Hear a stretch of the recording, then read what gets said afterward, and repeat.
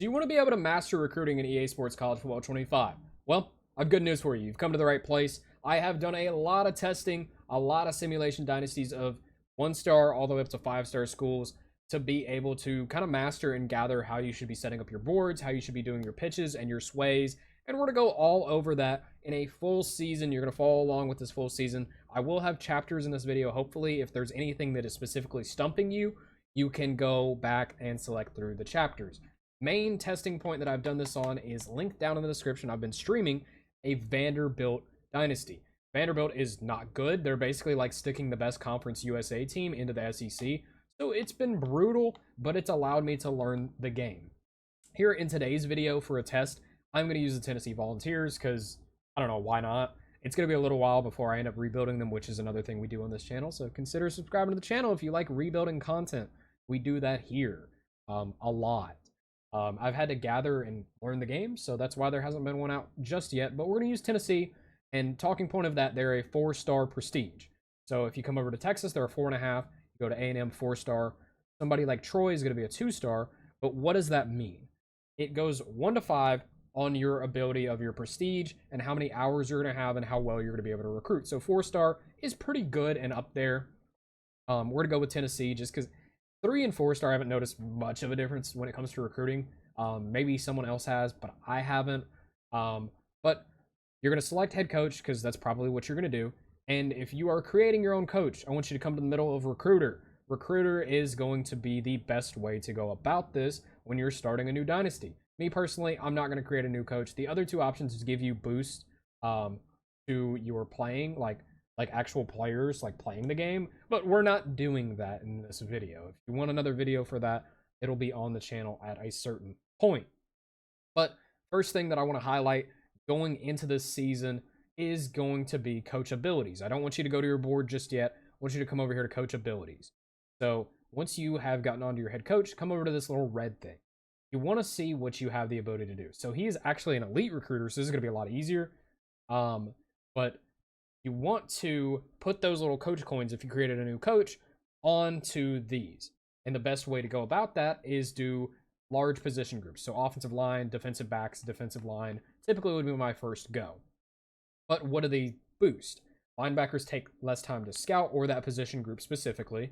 Recruiting actions give bonuses to that position group, increase weekly recruiting hours for that position group, and increased starting interest from that position group. As you can see, we have the elite tier unlocked, which you have to have 2 top 5 classes and spend 50 points in the recruiter tier. What did these boost? They boost gain additional interest for every 10 hours spent, because it's not a point system like NCAA 14, it's an hours system. You use your hours on that. Your school grades have a larger impact on that position group, boost to pipeline bonus for that position group, and boost to ideal pitch grades for that position group. Now, you think we're done, we're not. We're going to go over to offensive coordinator, and you're going to check what your offensive coordinator and your defensive coordinator has, because these abilities and bonuses do stack, which is incredibly helpful. I'm just going to go ahead and throw that out there. Having these all stack is incredibly helpful. The full coaching tree, there's probably somebody with a video out there if you want to know the best way to go about everything. I'm not that guy because I haven't dove fully into the coaching tree. We're working on even getting dynasties together and all that. But next thing I want you to do is I want you to come to the main screen and go to recruiting right here. Before you start just slapping prospects on your board, I want you to click your right thumbstick in and figure out what you need. So quarterbacks, we need 2 more quarterbacks. We need 1 more running back. We need 2 more receivers, 2 more guards. Well, technically 3 more guards, and then 3 right tackles. You go ahead and hit the trigger, and you can see what you need on defense, and then you can see what you need on special teams. So me personally in this video, I'm just going to try and recruit like the best class possible because I think that's fun and somewhat entertaining for me while I'm recording a video like this, like a tutorial style video. But next thing you're going to do after you've gathered that is come over here and you want to filter this by pipeline. Reason I'm saying that is you want to gather what your school's pipeline is. So Tennessee, fun fact, is in the state of Tennessee. So you're going to have a really good Tennessee pipeline. You're going to have a good Georgia pipeline. I'm going to assume there's going to be some Kentucky, Virginia influence as well, and Alabama. So we've got a North Carolina, West Virginia. Interesting. I wonder if they paired that with like the Virginias. But we've got a tier 3 in North Carolina, tier 2 in Florida, tier 2 in Alabama, tier 2 in Maryland, and we're going to keep going down. It's tiered on a 1 through 5 scale. We've got Delaware, I believe that is. It's tiered on a 1 through 5 scale. 1 being the worst, 5 being the best, or you can just not have a pipeline at all in that state. So we actually don't have a Kentucky pipeline. What? Tennessee doesn't have a Kentucky pipeline? They're bordering. But anyways, you want to gather that, and you want to just familiarize yourself with the board.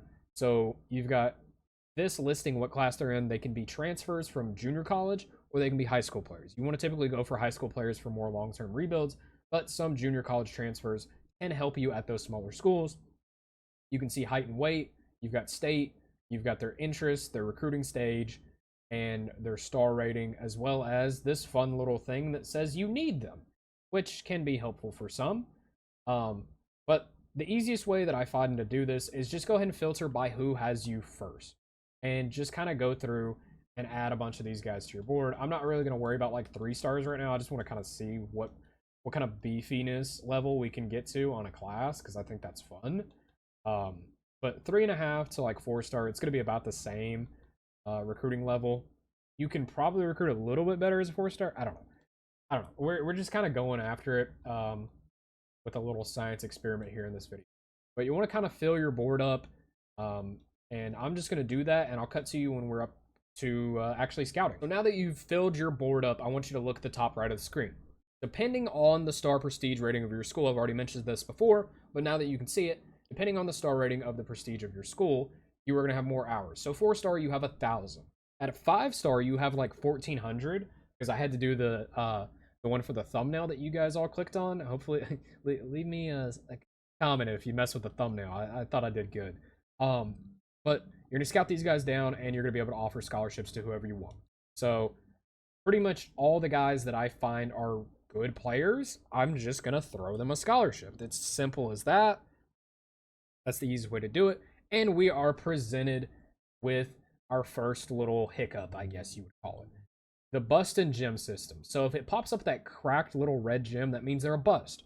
Does that mean they're a bad player? No, not particularly. This just means that Glenn Kellum is more of a 3-star prospect than a 4-star prospect, which is fine.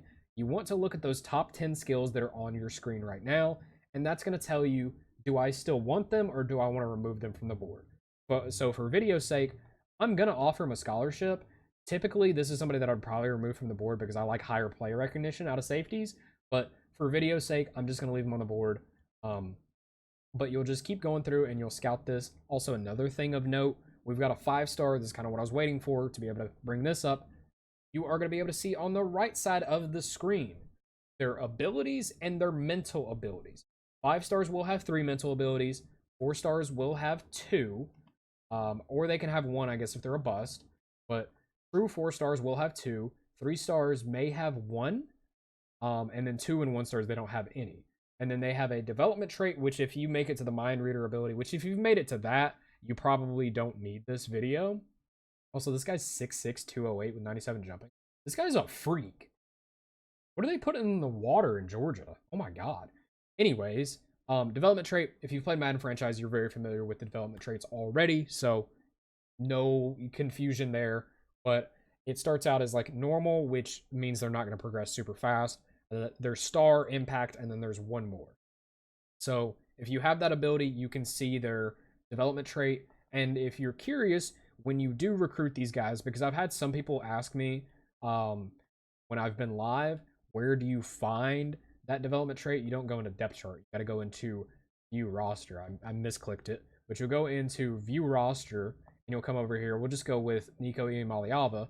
You'll hit Y or triangle if you are on PlayStation, and you can see down there in the bottom left corner, he has the elite development trait, which means Nico Iamaleava is going to be able to develop pretty much unlimited, and he is going to be able to turn into one of the best players in the country. That's just how it works, and that is just your little insight of development traits in this game. So we've been approached with a very rare prospect in Keenan Keaton. Keenan Keaton is a 5-star gem. So if you're familiar with the college game, you know there's true blue chip prospects. Think of Caleb Downs. Think of Jeremiah Smith for Ohio State. Think of how Quinn Ewers was viewed coming into college, where he was like perfect grade. Vince Young. Think of guys like that, like the true top end players. Think of those. That's what your blue chips are going to be. So to go ahead and give you a little rundown on the overalls of these guys, somebody like Keenan Keaton, where he's a true blue chip prospect, could be up to about, I think the cap's an 84 overall. Could be wrong on that. Don't quote me perfectly. I don't know that for 1,000% certainty, but around that range. So a 4-star is going to be a 72 to about a 78, depending on gems. A 5-star's true rating is going to be probably 77 to 81. From what I've gathered, I've recruited an 81 overall 5-star that wasn't a gem, so that's about the number that I'm going with. 3-stars are about 66 to like 72, depending on gem. They can be worse than that if they're a bust, but then they pretty much are classified as a 2-star player, which is like 66 and lower. 1-star is like 55 and up. So that's just kind of how this works. We also have another blue chip guy in Sateki Hand. So might want to try and pull off both of these guys. This dude looks like a freak. 88 tackle and in high school, 90 speed, 91 excel.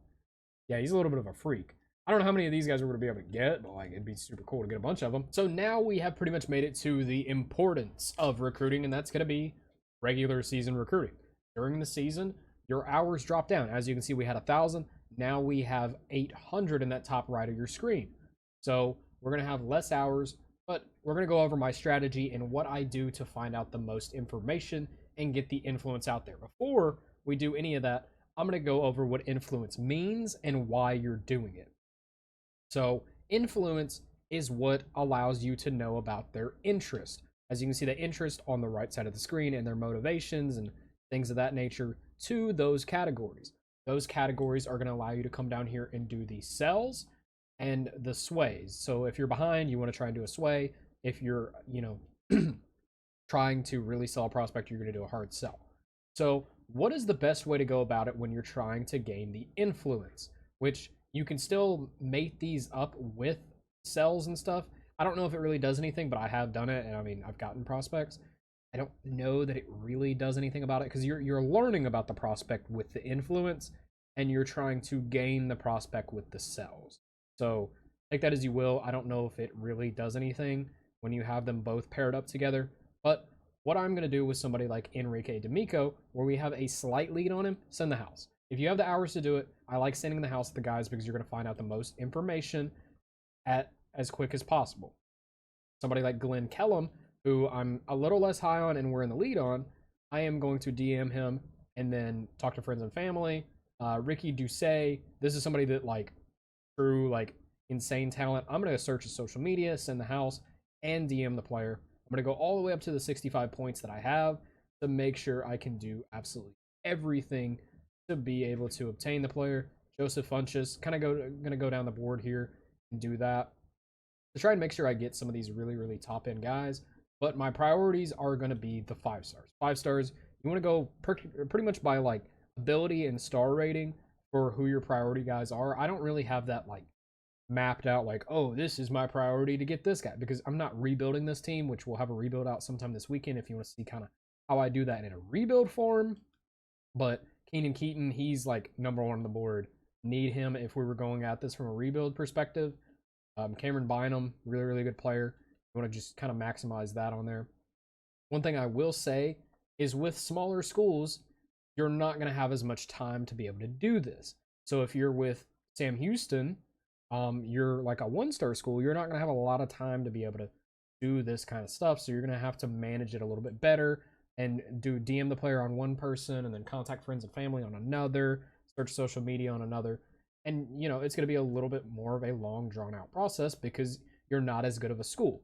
But whereas Tennessee, I can do a lot of this. They're not even like a maxed out recruiting school because you can get up to 75 hours per week on players, and you can get even bigger influence bonuses. Like Tennessee looks like it's pretty easy to recruit.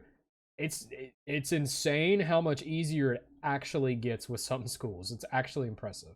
But this is pretty much what you want to just kind of throw out there for all the prospects that you have interest in, and just gauge it to see if you're going to be able to recruit these guys. Just watch your lock meters and see what is realistic. Somebody like Rasheem Hood, it's realistic, but it's going to be such a battle that I just don't think it's worth it. Stephen Cook, this is more of a battle that I find to be worth it. So I'm going to put points in on him, and I'm going to try and go after Stephen Cook. Now we've got all these 5 stars everywhere. With JT Jowers, we're actually just going to go full all out at because he has us #1 on his board. But somebody like Joshua no, not me. Not doing that. We're not doing stupid names here. Can't pronounce that off my board. Yeah, but somebody like Sateki Hand, Ohio State's kind of really gaining there. Cameron Bynum, we're kind of in that battle. This is somebody that Georgia has enough of a lead to where I would just remove him and just kind of clean up your board a little bit when you're realizing you're not going to get some of these guys, because that's the biggest thing that I can say about this is you're not going to get everybody. It's not NCAA 14 where you just get to go on here and you can get anybody you want. This game is hard. You do not get everyone you want. You do not win every game you want to. It's a very difficult game, and it has a lot of RPG elements, which are beautiful because this game has such a high replayability level that it's honestly kind of insane. But after every single week, you're going to be met with a screen just like that. It shows you a recruiting update. The reason I want to highlight this is because you can look down in the bottom right and see your lock percentages and your ability to potentially obtain some of these guys right after you get out of a game. Obviously, I'm just simming it, so it doesn't really matter to me, but you can see how much of your pushes are really doing for these guys.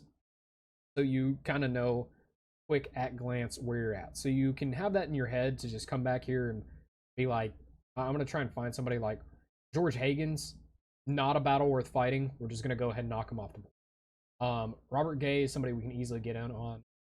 You just kind of want to pick and choose your battles. Also, as you can see, we don't have any more hours. We used all of our hours up last week on these priority targets. So we're out of hours and we're not going to be able to get all these guys. Like Tunyon, off the board. Emery, off the board. Silva's not a tough battle, so we're going to leave him on the board. But you want to pick and choose your battles because you want to make sure you maximize as many recruits as you can get in a singular recruiting class.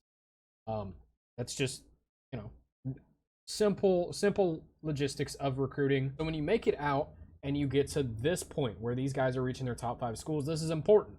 Why is it important when they reach their top 5 schools? Well, I'm going to show you. You unlock 2 abilities that you can do for recruits. James Pierce Jr. just absolutely shredded the FCS school. Nico threw for 8 touchdowns. Oh my goodness. What was the score of that game? I'll research that on my own time. You guys aren't here for that, but that's wild. What you gain the ability to do is some of these guys are going to be ready for visits. As you can see, we do not have hours, but this is where you can start doing your sells and sways. So what I'm going to do is I'm no longer going to send the house at somebody like DJ Davis, but I'm going to leave those on there and I'm going to schedule a visit for them. So we're going to maximize our points a little bit more here, and we're going to, what do we schedule in verse? We're going to do Florida.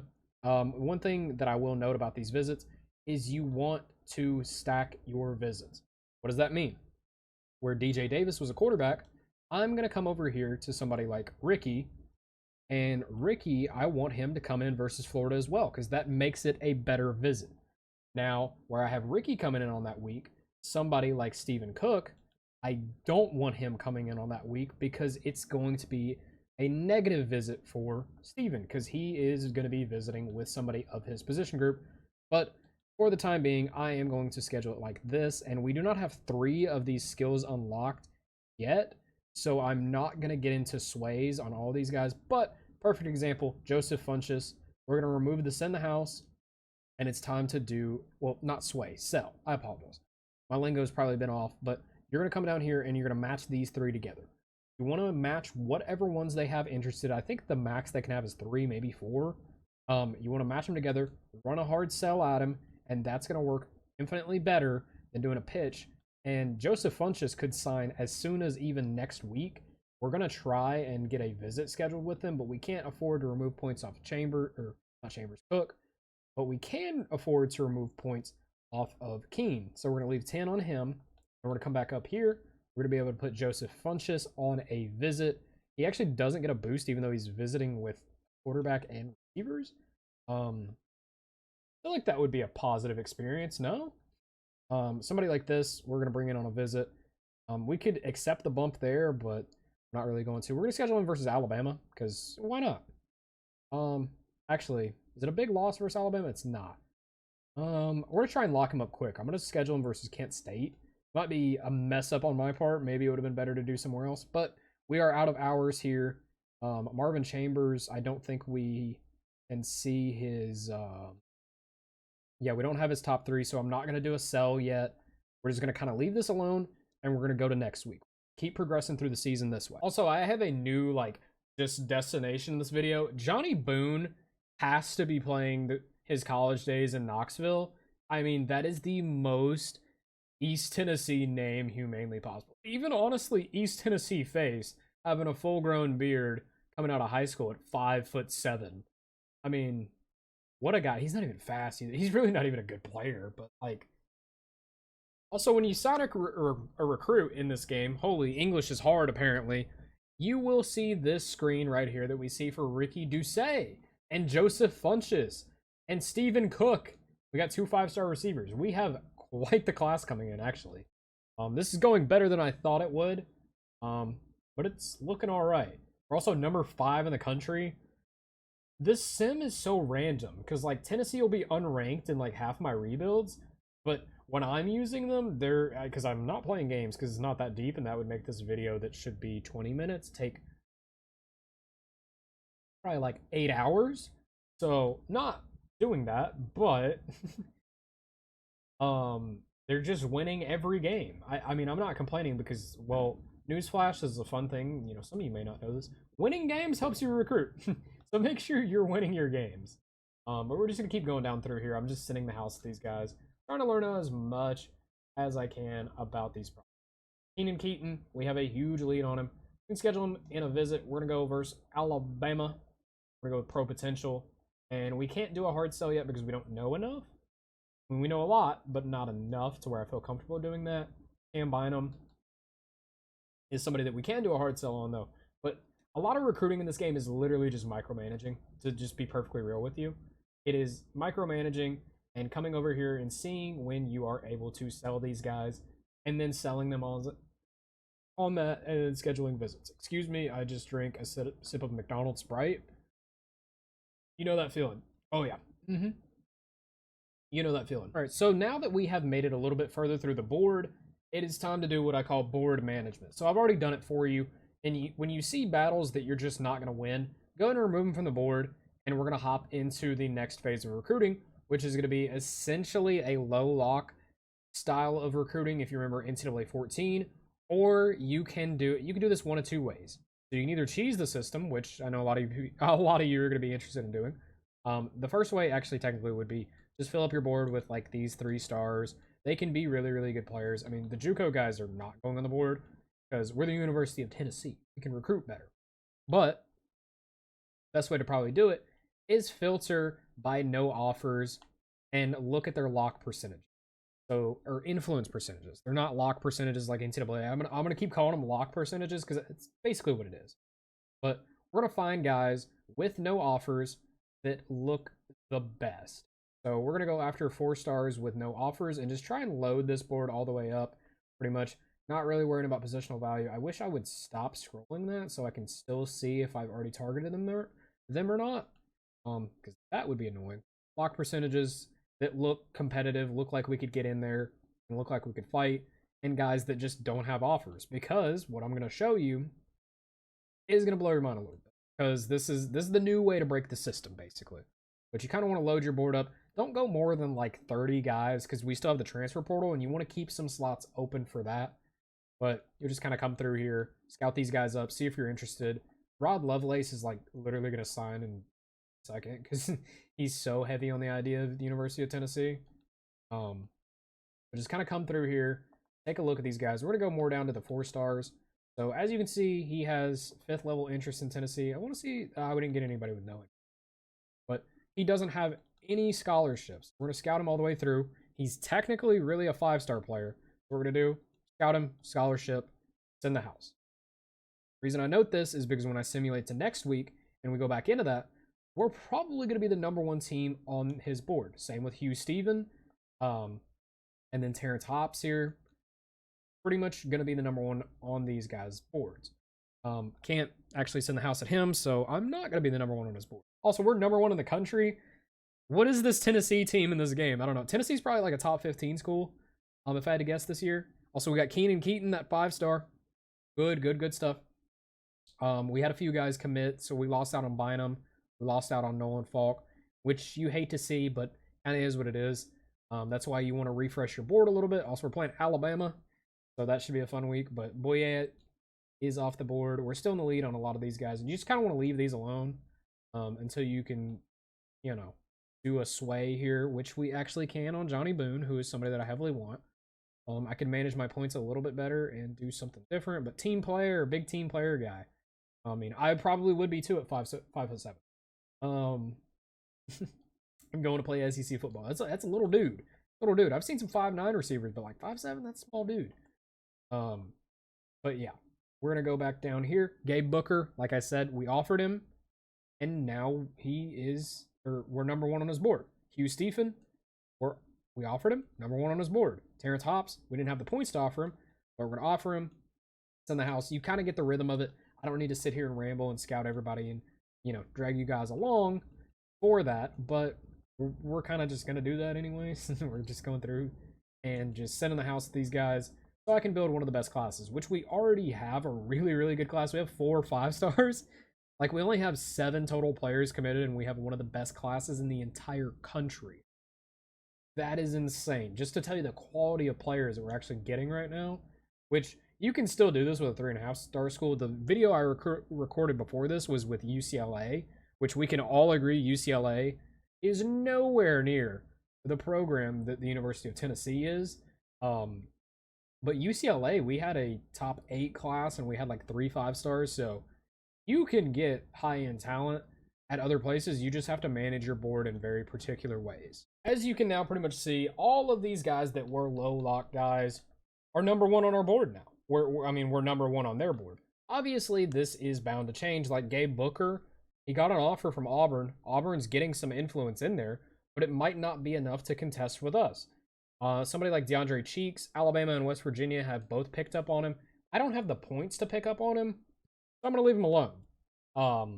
That's the one thing, big thing about this game is it's hard because other schools have the ability to get these guys every week that you don't, because they're just bigger and better schools and have more hours. It's kind of a battle, but I love the RPG element that it brings. We're also the number 3 team in the cup. What is Tennessee doing? This probably heavily helps the recruiting, but it still just kind of cracks me up that we're the number 1 team in the country. Because every sim, like I said, that I've done, Tennessee has not been like that good. DeAndre Cheeks, let's see what the hype is about. There's no reason to be hyped up about it. AJ Keaton. AJ Keaton's a ball player, let me tell you. When you make it to a point like this where you're kind of satisfied with where you're at in recruiting, I'm at number 1 on a lot of these guys. I would go in here and just peep the interest meter and be like, somebody like Zach Econom or this quarterback, go by position, see if there's any players that are just kind of floating out there that you might have interest in. Like, we don't have a quarterback in this recruiting class, so what I'm going to do here is I'm just going to throw some quarterbacks on who are interested in coming to Tennessee. They're not going to be like the best quality of players, but it allows me to just actually use some of these recruiting points instead of wasting them and try and load down the class even more. That's the goal, is you want the most loaded recruiting class, but don't go over, I'd say 28. 28's the number that I would say to not go over, because you want to still be able to get some portal guys, because those are proven talents, and I'm going to show you the portal, and you guys are going to think it's sick. So we're officially at the end of season recruiting, pretty much. There's like 1, maybe 2 games left. I can't remember. I didn't actually see the number. We're in week 13. I think that's, 1 more game left? Maybe 2? I don't know. But either way, besides the point, I don't know Tennessee's schedule off the top of my head. But when you make it to this point, what you pretty much want to do is just exhaust all your hours wherever they're at, have your board cleaned up, and just be in the lead on a lot of these guys. Like, you can still be behind and still be in battles for guys, but the way that this board has worked out for me, we are in the lead on all the guys, or they have signed. You can, if you need a bigger class, but where I'm at the University of Tennessee, I don't really need a bigger class than this, because I'm actually going to save more for the transfer portal. I don't need a JUCO player. I don't need a player we might get locked out on. Actually, he is a 4-star guard. I take that back. We're bringing Clyde and we're bringing Mike Harbor onto the board. All right, so we'll bring them onto the board. Just add a few other guys. You know, send the house at them because you're about to be locked out of being able to do any form of this recruiting. So use your hours however you will. Make sure they're all in order and you have visits scheduled or doing whatever you're doing before you close out the season. Clyde Head, maybe he's a good football player. He's actually a damn good football player. Okay, Clyde. Okay, Clyde, what we working with here, big guy? He seems like he's actually going to be a pretty good talent, but we're going to, you know, pretty much just close out the season there, and then we're going to get into the final stage, which is going to be off-season recruiting. So one thing to highlight when you make it to the end of the season, Tennessee finished 12th, 11-3, so if you were following along with that, you can fire these guys. I'm not going to do that. It actually doesn't give me the option. I think you do it next week. You'll have coach skills that you can upgrade, things like that, whatever you want to do there. I think I skipped past it. I think it's conference championship week you can fire them, but if your coordinators and stuff do not fit what you're trying to do, just go ahead and fire them. So we're gonna not really be able to get these guys back other than Squirrel White. Maybe you can try and persuade these guys to come back to the program. It's not always gonna work. It shows an opportunity, chance for it. James Pierce Jr. He just needs to go be great in the NFL. Also, we're a 4.5 star now after a really good season. So that is cool. We're going to go and simulate to next week where the transfer portal and off-season recruiting will fully open up. And this is where a lot of the fun really begins. So I'm going to see how many of these guys we actually signed because I just kind of simmed past it to see what we would get. So Zach Akinum, we missed out on, but Mike Harbor and Clyde Head, we are in the lead on. But we're not going to worry about high school recruiting anymore. We're going to come over here to the transfer portal. So as you can see, we've got about 10 spots that we could fill up with potential commits. You just kind of need to know what you want out of the transfer portal. Know if you need a safety. There's some interesting ones that will pop on here sometimes. Tario Davis, Maxwell Hairston. Is Isaiah Bond here? He is here. It's not all going to be like the greatest players in the world, but I'm just going to add some of the best players. Gentry Williams is here. That's actually pretty cool. Don't know if he transfers in real life, but we're just going to roll with it. Outside linebacker out of Memphis. And they're star graded just like high school recruiting, but the transfer portal is a lot more fast paced. And we do not need all of these guys in any way, shape, or form, but I'm just going to add a bunch of them because it's fun. Langston Patterson actually is probably somebody that Tennessee would be happy with. Okay, that's going to maximize our board, but for hitting buttons here. For off-season recruiting, you will have the most hours you can have. So we have 1350. What you need to do in off-season recruiting is hit all your cells if you have the ability to do them. And that is what we're going to do with the high school guys and the transfer portal guys. You are going to make sure you hit all your cells and do your visits. Can't schedule a visit for him because he's still not at his lock percentage that he needs, apparently. But we know enough information to where we can go ahead and match these up. We'll go with aspirational and then schedule him on a visit and pitch him whatever is the best. And that's going to be championship contender, which is where the people are just sitting around the table. And then transfer portal for the first few years, I typically don't need to scout these guys because I typically know what they're all looking like. But what you'll do, scout them if you don't know, which I'm not going to shame you for not knowing. There's so many colleges and there's so many players in college. I don't expect anyone to know. You want to send the house at them and you want to gain as much information as possible. Do not schedule a visit. Even if you're able to do cells, like if you're in their top 5, don't do cells because you don't know about these guys. So send the house at them for the first week, scout them up, do whatever you're doing, and just go through it that way. That's the smartest way to go through it. So when you make it to the second week of the portal, what you need to do is still not go with a cell, but you're going to know enough information about these guys, which I can show you pretty much all the way down the board. You're going to know enough information to at least get them a visit. You're going to know at least something that kind of gets these guys going, and you don't have to worry about stacking visits, conflicting position groups in this week, because there's no conflict here. This is just a happy fairy tale land where everyone gets along. What a world that could be. Not literally, but you'll at least know one little tick about them, and just go ahead and schedule them on that visit, whatever it is. And because again, it's a very short window, you want to get these guys into your program as fast as humanely possible. Coming into the next week here, we have it to pretty much where a lot of these guys are going to have most of their 3 exposed. But if they don't have the 3 that you need for a hard sell exposed, just match up 2, because a lot of times when you match up 2, you'll either have one where it's an X or one where it's no. So there's only 2 options that fit brand exposure, championship contender, all together, and it is this one with playing time and this one with the referee, so it's to the house. So you know he cares about Coach Prestige because it always matches the 3 together. So this guy we can finally schedule for a visit because he's been so hesitant on giving us information. And where it's week 3, this is the last opportunity we have for a hard sell. So we're really just going to kind of guess at this. There's going to be a few question marks, but again, just try and match it up to the best of your ability. So something like this kind of makes sense, but we're going to keep looking through here. You see that there's an X there, and just keep filtering through anything with Coach Prestige. I'm going to go with this one because commonly Coach's favorite does have a high success rate for me when I am in a situation like that. But typically you know enough about these guys to where you don't have to do that. Yeah, not right now we don't. So that's always fun. We're going to match up athletic facilities with coach and conference prestige because that's going to be pretty much together. And it's just final week of this recruiting. I'm just going to go ahead and just keep live commenting it. There's no point of skipping and cutting around. Gentry Williams, I didn't even scout. Gentry Williams is. He's a freak athletically. Absolutely incredible. But we're going to go ahead and simulate to next week. See who and all we get. See how the class came out. And at the end, I'm going to show you like overalls on typically your regular commits. Gentry Williams, Nyland Green, Matt Guevara.